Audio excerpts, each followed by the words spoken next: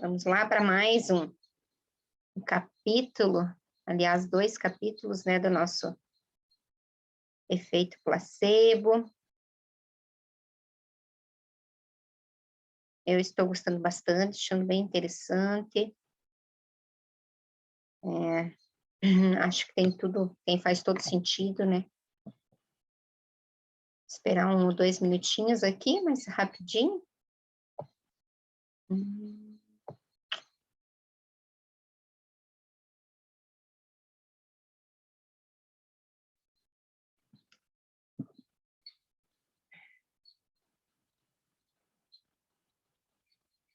Bom, vamos começar então, garotas? Vamos fazer uma mantrinha só para a gente internalizar esse momento, deixar os papéis, respira fundo, soltando todo o ar residual pelo nariz, inspirando mais uma vez.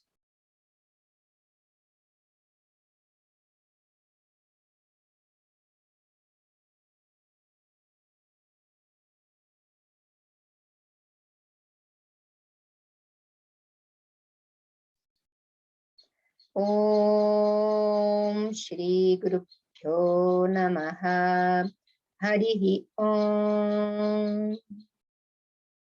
Possamos estar abertos, conscientes, para que esse portal, chamado livro, Você é o Placebo, possa entrar em nossa mente com o propósito e a intenção com que o autor tinha, para que nos tornasse cada vez seres humanos melhores, desenvolvendo seu potencial, desenvolvendo sua autocura e encontrando o seu propósito para estar no aqui e agora. Om Shanti Shanti Shanti. Abrir os olhos. Bem-vinda, Karine, também. Seguimos, então, com o capítulo 2.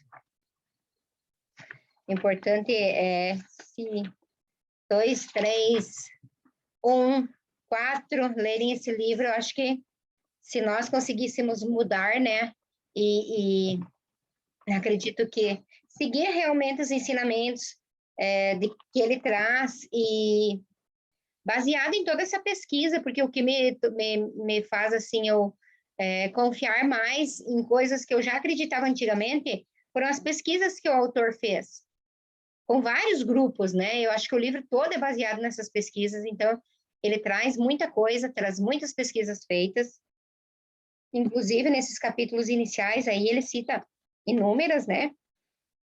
E eu gostei, assim, já da primeira frase inicial aqui do capítulo 2, que ele diz: como diz o ditado, temos tempos desesperados, exigem medidas desesperadas. Então, existe a história, né, daquele médico ali, da guerra e tal, né? Então, muitas vezes nós passamos por situações assim, né, onde a gente não sabia mais o que fazer, em termos até de saúde. Quantas vezes, às vezes os filhos estarem mal em casa, ou algo assim, e não tinha o remédio específico para aquilo, e você faz um chá e mistura, sei lá, qualquer gota de alguma coisa ali, de um floral, de alguma coisa, e diz que é um remédio bem potente e que, sei lá, em 15 minutos a dor vai passar.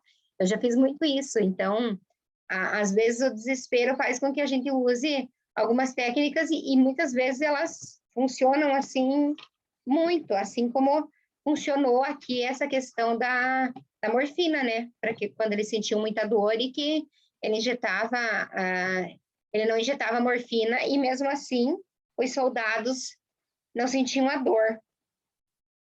E aí tem a questão também aqui na página 41, que dá para ter overdose de placebo, e aí ele explica, né, desse estudante ali de 26 anos que teve a depressão, né, e tudo mais, ficou deprimido e tudo aquilo que aconteceu, relata, né, e o sentimento também que ele traz nessa parte ali do não querer morrer, né, porque às vezes a pessoa, às vezes, dá os indícios de que, eu não quero mais viver aqui, não quer, Na verdade, a maioria das pessoas, mesmo estando em situações muito difíceis, elas não querem morrer, né?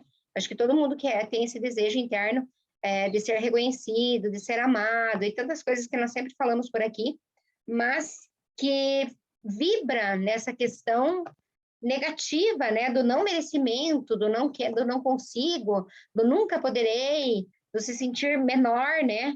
E, enfim, várias coisas aqui que eu vou deixar vocês também para comentarem, né? Da cirurgia do joelho lá que nunca aconteceu, e, enfim, que conta toda a história, né? Daquele problema ali no joelho, de cirurgia cardíaca, de tantas e tantas coisas que foram resolvidas. Inclusive, ele traz uma história aqui, não sei em que parte aqui, de uma história do voodoo, né?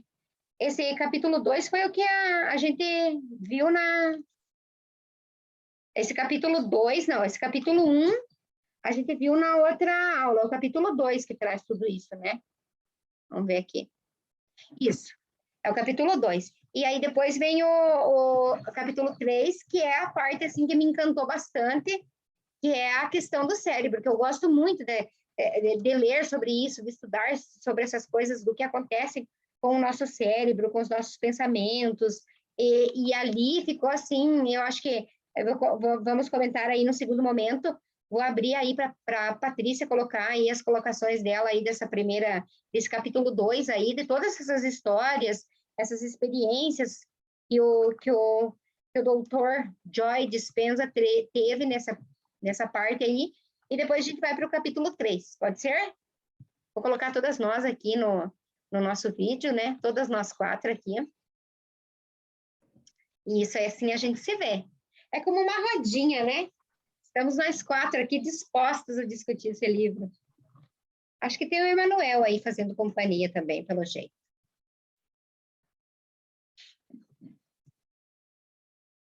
Oi, Emanuel, tudo bem? Ligou aí, Patrícia, fique à vontade. Eu vou desligar o meu som para que você possa falar. Tá. Então, vamos lá. Eu não comentei nada no capítulo 1, mas vem desde lá, eles já vem falando um pouco dessas experiências, né? E essas experiências, realmente, assim,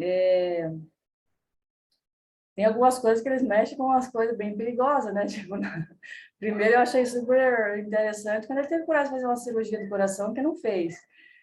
E agora, uma dessas aqui que ele colocou, eu achei bem também corajoso se arrancar um dente que não sem anestesia e falar que deu, né? Mas então foi assim, ele colocou lá sobre a morfina na guerra, que não tinha para todos, então ele colocou aqueles comprimidos que não era. Os fatos religiosos, que eu acho que é as coisas que a gente mais lidou assim, durante a vida, que você fala que sempre viveu na Igreja Católica, eu também, e a gente já leu muito esses fatos católicos, foi o que mais a gente lidou com eles durante a vida, né? E o Sai Baba, eu falo do Sai Baba lá bem legal também, o Sai Baba deu muita força para o pessoal da região lá. Ele fala também ali sobre aquele médico de 1770 que fala do efeito da gravidade planetária, né? Que é o que você estava falando também, inclusive, agora há pouco ali na aula. Tem disso também. As experiências na guerra com hipnoses e comprimidos de açúcar, que é também um pouco da morfina lá. Fala sobre o efeito nocebo, né? Tem o placebo e o nocebo também, que é interessante, que é o voodoo, que acho que falava um pouco lá no capítulo 1 sobre aquele menino que achava que o padre lá tinha feito um voodoo para ele. E aqui também fala desses efeitos voodoo. O voodoo a gente sempre brincava que era coisa de bonequinho de criança. Agora, de um tempo para cá, que eu passei a saber que realmente pode ser embora ali fala que é da mente, né? Mas até então, até pouco tempo atrás, achava que isso nada mais era do que uma brincadeira de criança, né?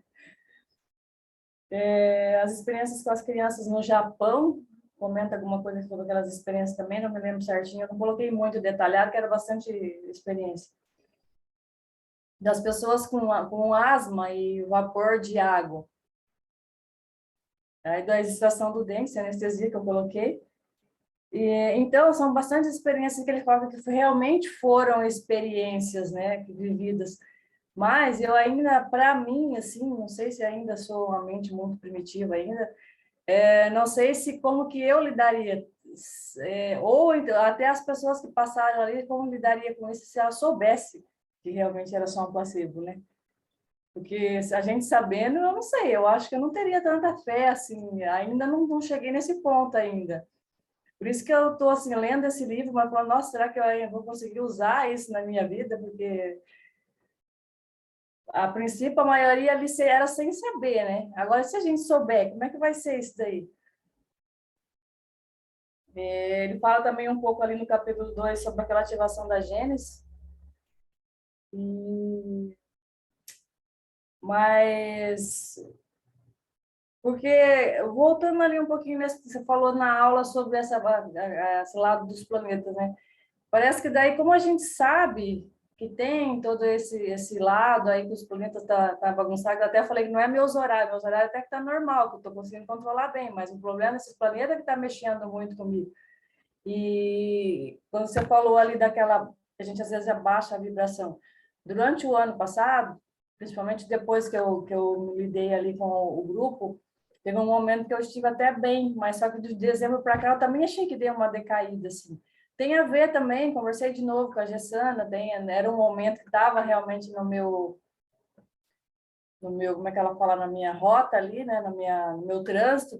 Só que quando você sabe, são duas situações. Ao mesmo tempo que você fala, já que vai ser, então a gente parece que relaxa, deixa aquilo dominar um pouco a gente assim. Mas também tem o lado que você sabe que aquilo é uma coisa que vai passar. Mas voltando aqui para o livro, aquilo que eu já falei, eu não sei como que seria eu lidar com o placebo sabendo que ele é um. Porque na maioria das experiências ali, a maioria das pessoas não sabiam, né?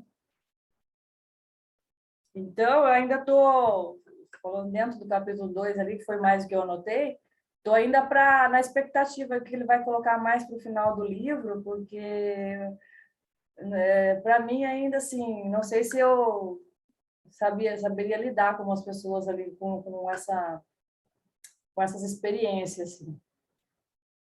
Foi mais ou menos o que eu anotei no capítulo 2. Depois a gente vai falar do 3 separado, né? Uhum, legal, Patrícia. Eu acho que assim, a mente, quando a gente tem uma mente muito cartesiana, assim, é difícil. É depender do tipo de mente, assim, muito. Na verdade, explica isso no capítulo 3, né? Que é tudo aquilo que nos foi ensinado ali, ele faz um caminho, e que depois, é por isso que eu penso, o desaprender é muito mais difícil do que o aprender. Para alguém que entra, assim, para uma pessoa que não sabe de nada e começa a estudar sobre autoconhecimento, entender as coisas e visualizar, é muito mais fácil e muito mais rápido do que para pessoas que já têm uma crença definida, que já tem alguns conceitos sobre quem sou eu, vindos de outras formas, principalmente da questão religiosa, que é muito forte na nossa região, na nossa cultura, e que discrimina outros tipos de crenças religiosas, principalmente de outros países, de outras regiões. Acho que isso é coisa demoníaca, endemoniza muitas outras coisas que realmente não conhece. Então, isso para nós, no nosso inconsciente, é um certo medo e uma descrença. Ah, mas isso aí, tipo, é coisa que... Quem que vai acreditar nisso? E eu já visualizei várias coisas, inclusive falei lá no capítulo 1, que já aconteceram, que não tem como não acreditar naquilo, porque realmente aconteceu e estava escrito, enfim, e estava desenhado e foram coisas colocadas no papel e determinado tempo depois, 2, 3 anos, que foi encontrado o papel, estava lá o desenho com as coisas que eu não lembrava mais, mas que eram iguais. E coisas que eu coloquei como propósito para adquirir, que já tinha adquirido e que nem tinha me tocado, que estava naquela lista, e enfim, coisas assim muito assim, muito verdadeiras que aconteceram comigo. Mas isso vai muito, Patrícia, desse liberar-se de crenças muito interiorizadas, muito enraizadas dentro do nosso ser.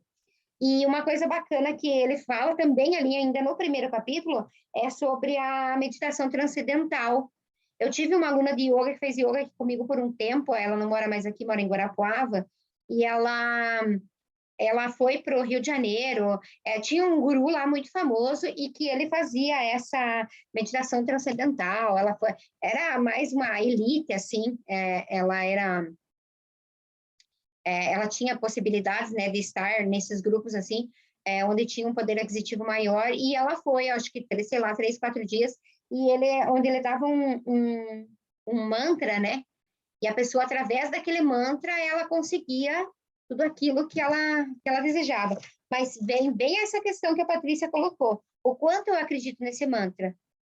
Será que eu dou poder para essa força de fora? De certa forma, é uma mente um pouco rajásica, Patrícia. Porque você tem aquela impressão de que você está no controle, né?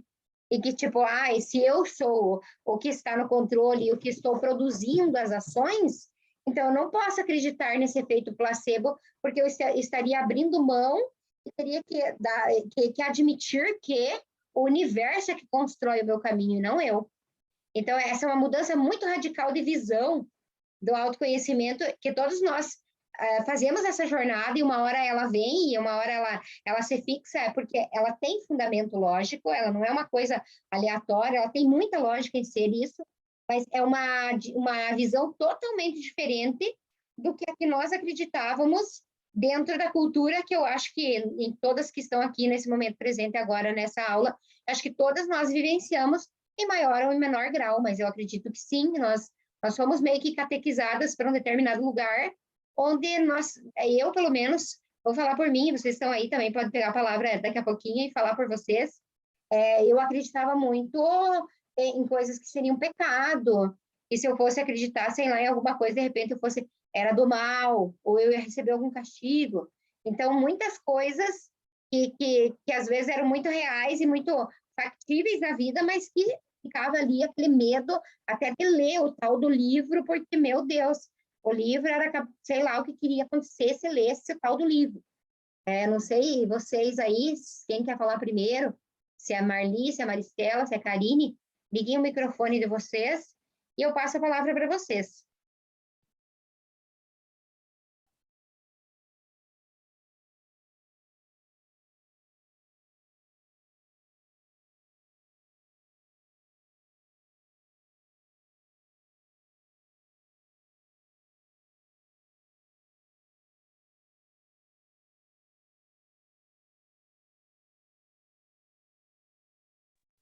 Mary, falar. Oi, pessoal, tudo bem? Como você falou, a gente vem muito... É o que os pais, os avós acreditavam e a gente aprendeu que era assim, que era certo, ou que era errado, que é pecado. E eu, por muito tempo na minha vida, eu acreditei no castigo. Agora, depois que eu comecei a estudar, que eu entendi que, na verdade, não é o castigo, são minhas escolhas e as minhas consequências, né? Já muda totalmente o peso, tipo, do castigo, do pecado, mas, né? Para mim, essa tua fala fez muito sentido. Eu lembro que quando eu era pequena, eu tinha medo do anjo da guarda. Eu não gostava do anjo que tinha na parede do meu quarto, porque aquele anjo, eu não via ele como um protetor, eu via ele como um dedo duro, entendeu? Ele vai contar tudo para Deus o que eu estou fazendo. Se Deus não pode me olhar agora, o anjo vai lá e vai contar, e depois eu vou receber um castigo. Então, são coisas lá da minha infância que eu ainda tenho na minha memória, assim, bem latente, sabe? Falando do capítulo 2, da parte da Patrícia ali, é difícil mesmo acreditar, assim, né? Mas só que é como diz a primeira frase, eu entendi, né? Que em tempos desesperados exigem medidas desesperadas. Então, lá na guerra, por exemplo, ele não tinha outra solução. Ele teve que usar essa opção de vamos dizer, enganar o paciente dele lá, que era morfina, e era água salina lá, né? Ou, enfim, e já as outras experiências foram feitas com esse propósito de ver se realmente o efeito placebo funcionava. Então, foram feitas, digamos assim, não como medidas desesperadas, eu entendi aqui, foram feitas realmente para provar que esse efeito é possível, né? Foi o que eu entendi nesse segundo capítulo aqui. Eu sublinhei bastante coisa aqui, que eu achei muitas frases bastante interessantes, sobre o nocebo, a tradução dele, que é eu prejudicarei. Quantas vezes a gente já fez isso com a gente mesmo, né? Se auto-julgando, sei lá, às vezes até se maltratando. Como uma vez eu lembro que você falou, nossa, vai lá passar um creme no corpo, parece que está se espancando de raiva, que está com pressa, vai, passa tudo correndo, depois não sabe nem por que está doendo aonde. Também dá-lhe cada cacetada. Enfim, eu achei essa parte também interessante. O que mais que eu anotei aqui? Que os pensamentos criam uma nova realidade. Como você também falou, quando você idealizou a casa, não sei muito bem, não lembro exatamente o que você desenhou no papel, mas quando você idealizou aquele pensamento, ele se concretizou de alguma forma. Talvez a tua vontade era tão grande, né, naquele momento, que aquilo se realizasse, mas não era naquele momento, foi no momento que deveria ser. Então, a gente acaba esquecendo, às vezes. Eu vou falar do meu primeiro casamento. Eu lembro que eu queria muito, muito continuar casada. Então, eu sempre desejava muito aquilo. Muito egoísta da minha parte, porque eu não pensava no outro. Eu queria. Não me interessava o que o outro queria, sabe? E muitas vezes, quando a gente terminou muitas vezes o nosso relacionamento, muitas vezes a gente reatou. Mas hoje eu entendo que era uma vontade minha. Eu manipulava, a força do meu pensamento trazia de volta, sabe? Então, realmente tem poder, o pensamento tem poder. Imagina as palavras, então, né? Quando a gente profere alguma coisa, quando você abençoa um filho ou quando você amaldiçoa alguém. Eu acredito muito nessa força de pensamento e nessa força, tipo, na emoção que você está no momento da raiva, por exemplo, que você profere alguma coisa, eu acho que aquilo tem uma força bem, bem importante, assim, porque aquela pessoa que está discutindo com você, às vezes vai ouvir aquilo e aquilo vai ficar lá nela, reverberando.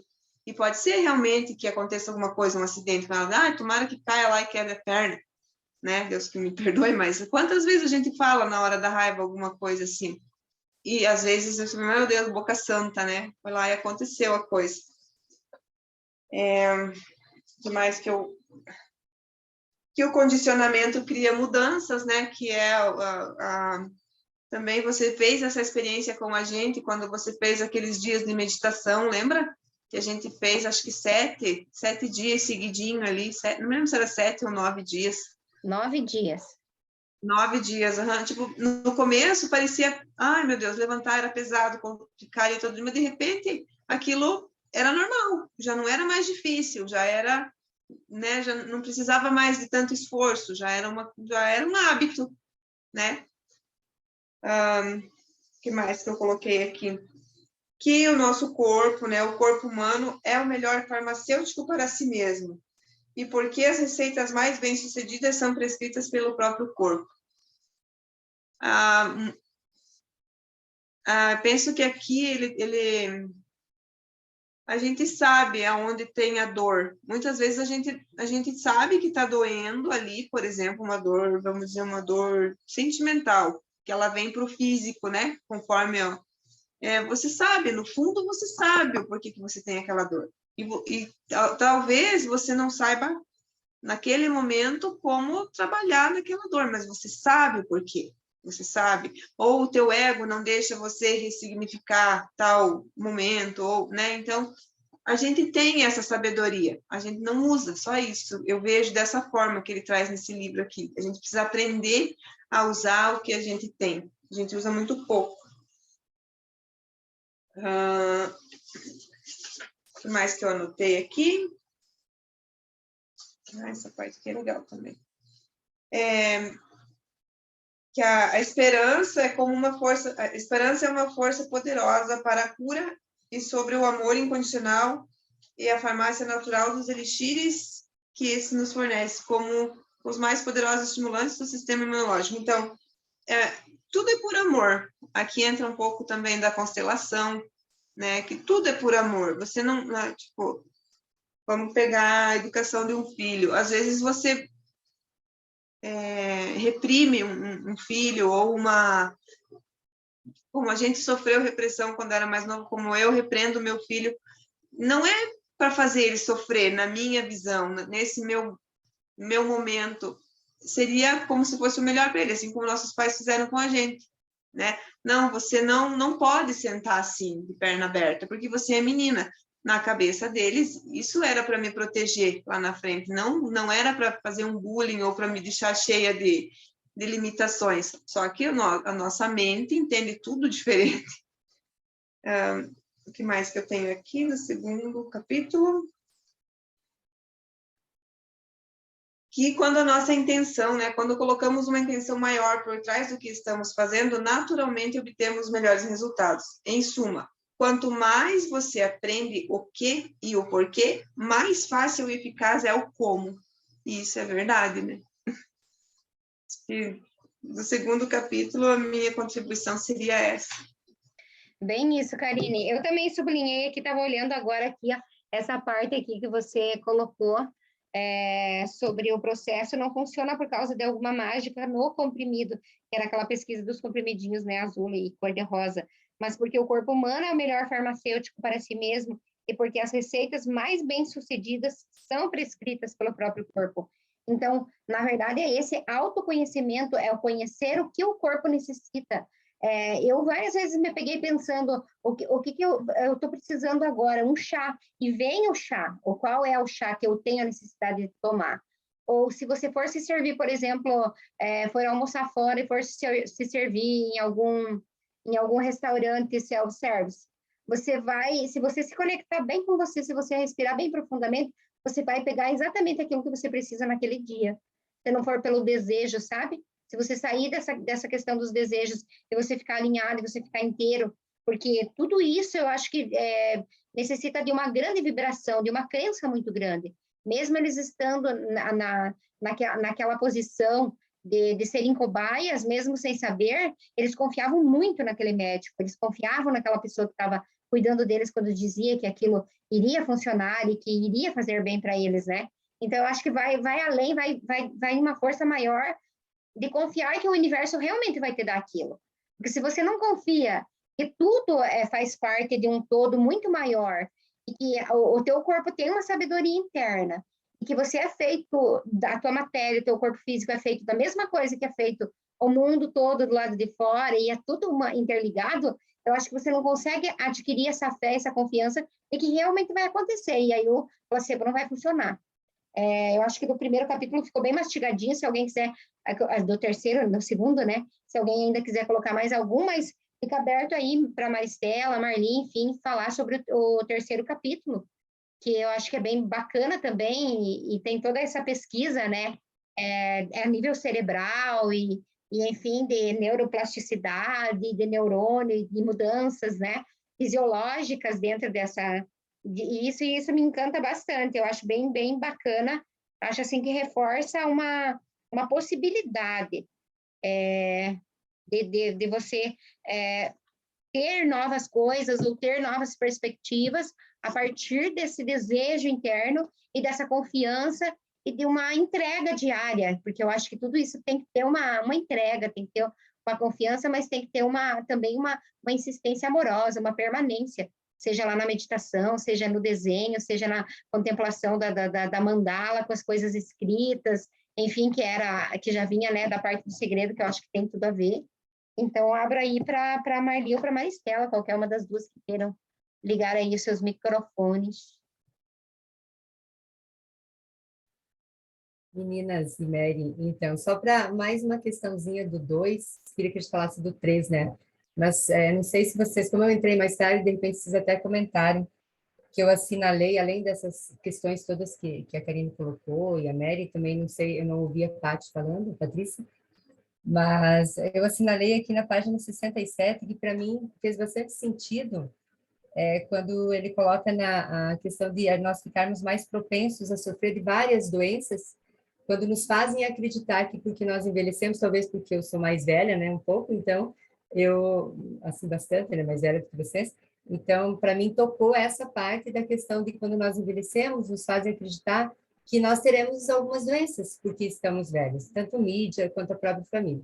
E aí também até tem um exemplo de repetição de padrão, às vezes, da família, de algumas doenças que tem, e que a gente acredita, não, a minha mãe tem osteopenia, com osteoporose, então eu vou ter isso. E eu tenho mesmo, né? Se eu acreditar que eu terei, com certeza eu vou adquirir essa doença, né? Enfim, vários outros exemplos. Então, para mim tocou bastante essa questão de nós revertermos esse pensamento, né? Mudar esse padrão de comportamento, muitas vezes, padrão de acreditar que nós teremos as mesmas doenças da família, todas as coisas ruins que aconteceram na família, nós não precisamos repetir, né? Então, é algo que eu achei importante.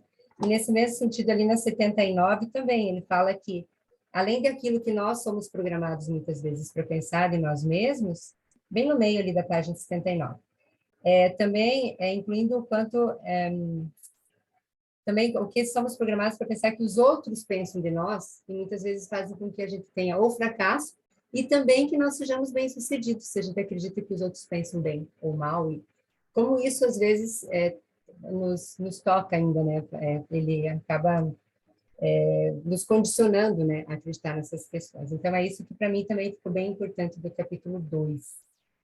E lá no 13 eu assinalei mais para o finalzinho, então eu acho que eu vou deixar vocês falarem do início, que a minha parte está lá da questão de atravessar os rios de mudança ainda, que foi o que eu mais pensei. É isso.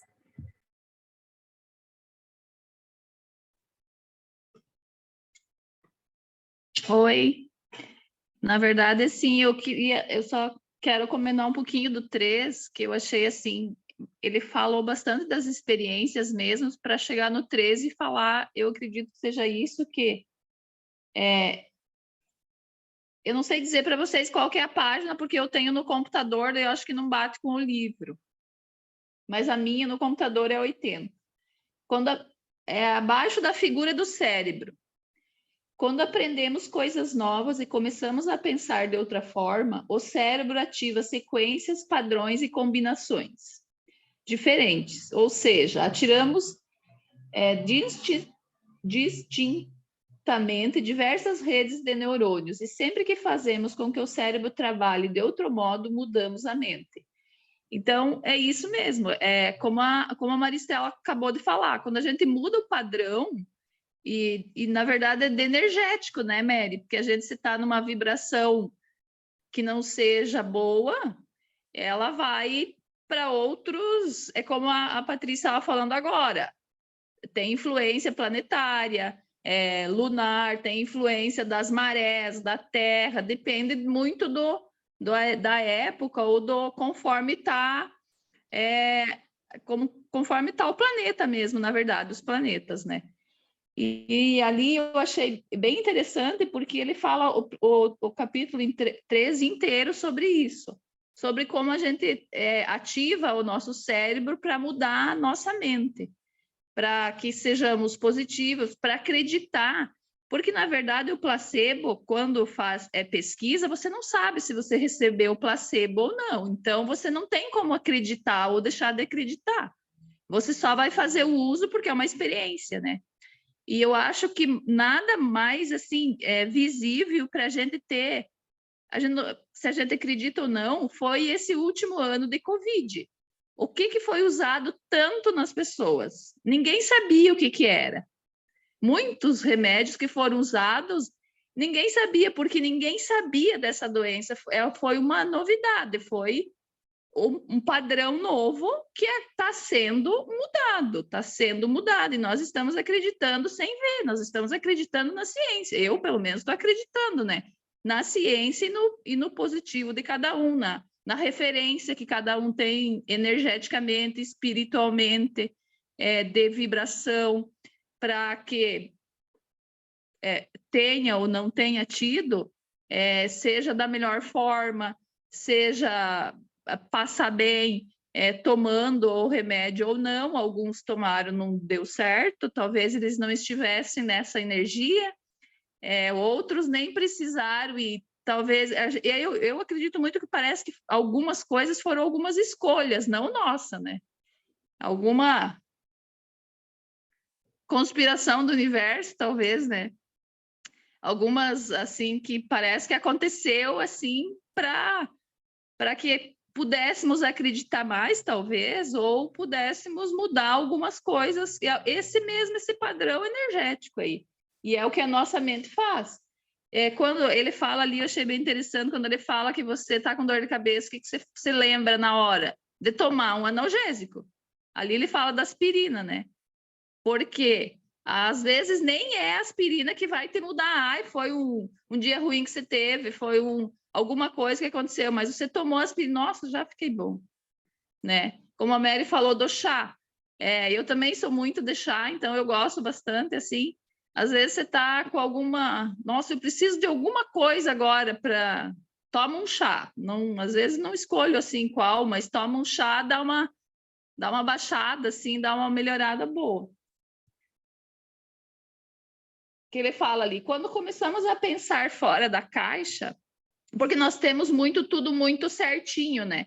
Eu vou tomar isso para isso, vou fazer isso para isso, vou ir em tal lugar para isso, não vou fazer isso para isso. E às vezes, quando a gente começa a pensar um pouco maior do que nós somos, a gente consegue visualizar melhor também algumas coisas. Daí ele fala, ao começarmos a pensar fora da caixa, os novos pensamentos criam novos comportamentos, escolhas e experiências e emoções. Nessa altura, a nossa identidade muda. Nós mudamos, né? Nós queremos outro tipo de conhecimento, outro tipo de...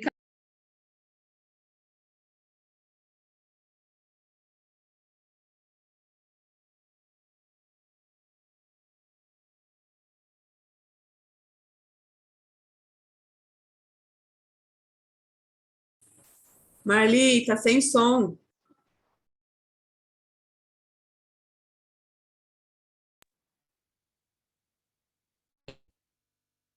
Oi? Tinha uma ligação, eu acho, entrando no telefone, deve ter sido isso. Mas é isso, Mary, eu acho que é bem isso mesmo, e eu gostei muito do capítulo 13, eu achei que aqui, na metade do livro, mais ou menos, que a gente está, é o capítulo, assim, que ele está bem focado no livro, assim, no título do livro, para a gente entender um pouco melhor, né, o que a gente está lendo, vendo, né. Bem isso, Marli, que legal. Eu também sinto assim, sabe? E me chamou muita atenção e me remeteu às memórias de quando eu fazia magistério, quando ele fala aqui das experiências de Pavlov, que a gente discutia nos livros de psicologia. Eu não lembro o nome da professora, mas a Maricel talvez me ajude e me lembre. Morava aqui, vindo para o hospital ali na quadra de cada Rosane Marinha, aqui a professora... Eloá Braga, exatamente, ela mesma. A professora Eloá trabalhava muito essa disciplina com a gente, e era muito interessante, fazia as experiências com ratinho, e aí era o condicionamento. E eu acho que nós somos bem que nem os ratinhos, nós somos muito condicionados àquilo que fizeram de nós. Muitos não param para pensar, será que isso aqui é meu? Isso aqui era do meu pai? Isso aqui era da minha mãe? Por que eu acredito nisso aqui ainda? Me lembra muito também a história do peixe, lá de cortar a cabeça, a cauda, né, Maristela? Que a gente vê muito na história da educação, do como fazer, mas eu vejo em tudo, né? Essa questão de nós repetirmos padrões. Se nós não pararmos de repetir padrões, os nossos neurônios vão fazer sempre o mesmo caminho. É esse condicionamento. Então, se nós mudarmos, e aí tem vários gráficos, eu achei legal, porque é bem explicativo mesmo esse capítulo, e ele fala aí do condicionamento, que coloca o estímulo, daí a resposta é uma recompensa. Então, o que eu ganho quando eu me queixo, né?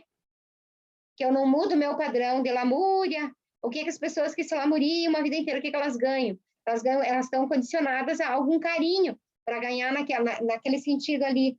E aí o estímulo condicionado, mais estímulo, igual a recompensa. E é bem isso, se a gente for investigar um pouquinho mais, todos os nossos comportamentos, eles levam para algum condicionamento, algum padrão condicionante.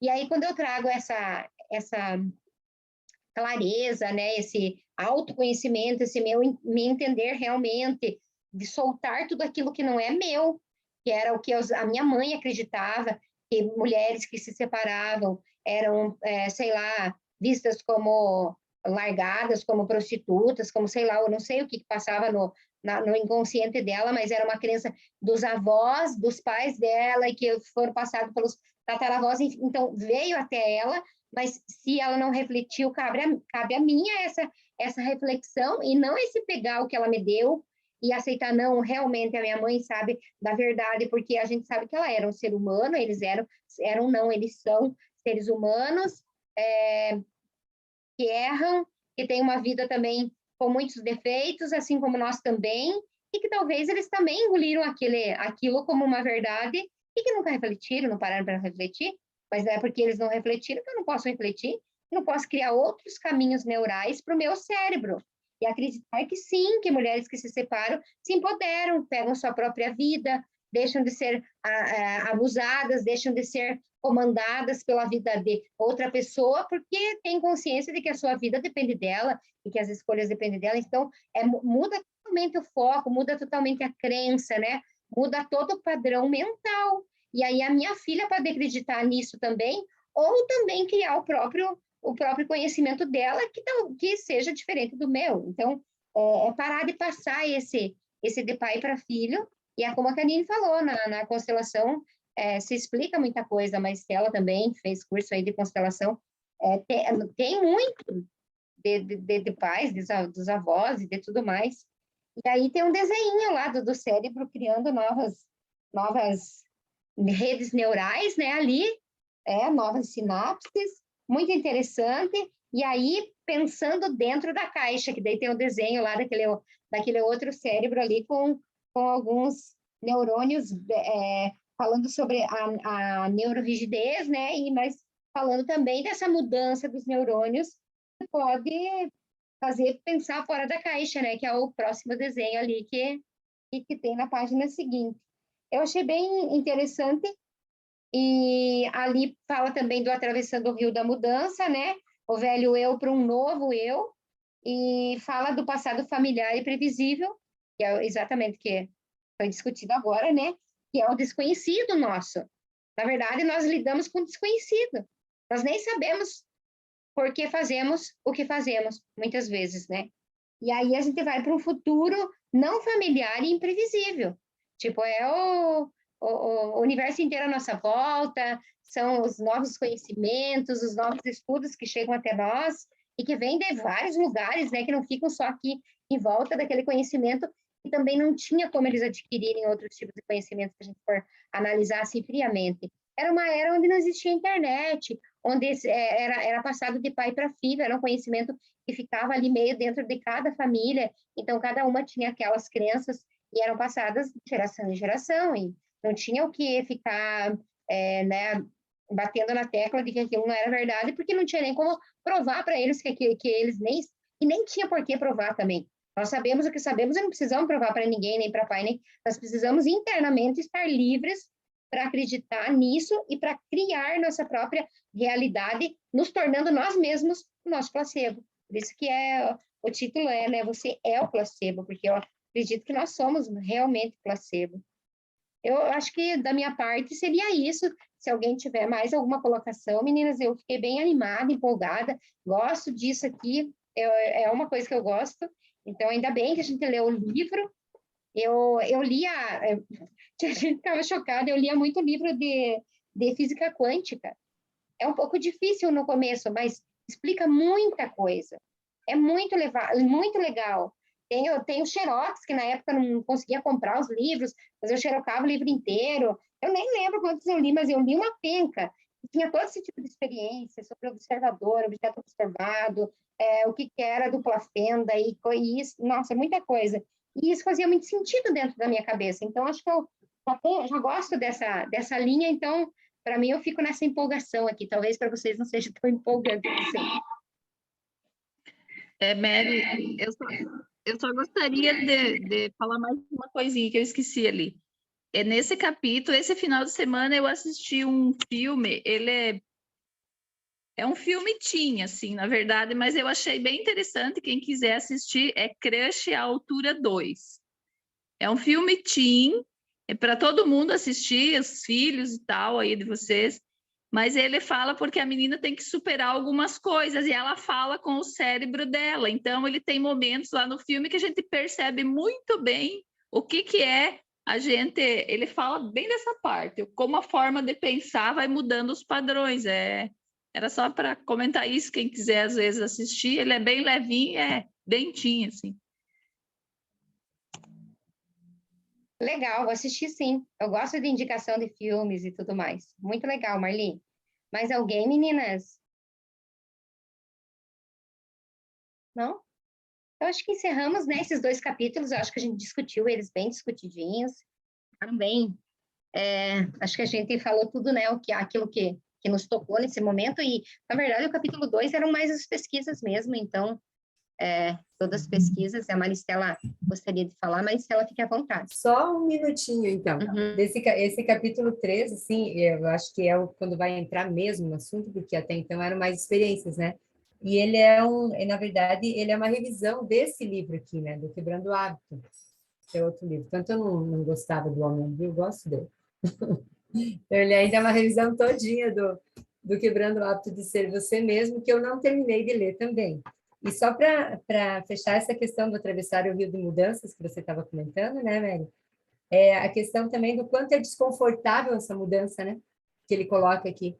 Normalmente é desconfortável quando vem essa mudança e leva tempo, não é de hoje para amanhã. E às vezes esse tempo faz com que a gente desista, então a gente tem que ser muito persistente nessa mudança, para não deixar cair mesmo. Né?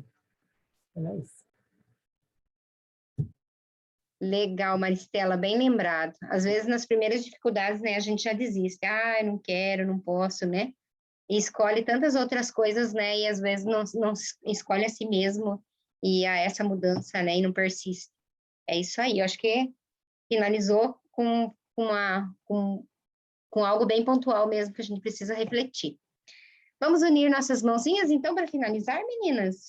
Lembrando que esse vídeo vai ficar disponível daí lá no YouTube, se quiserem mandar para alguém, fiquem à vontade, ele é livre, tá? Respirando, encerrando nosso encontro de hoje, mais um dia de autoconhecimento, que nós possamos levar os benefícios dessa leitura para o nosso dia. Om Shanti, Shanti, Shanti, Hari Om, Shri Guru Pyo Namaha, Hari Om.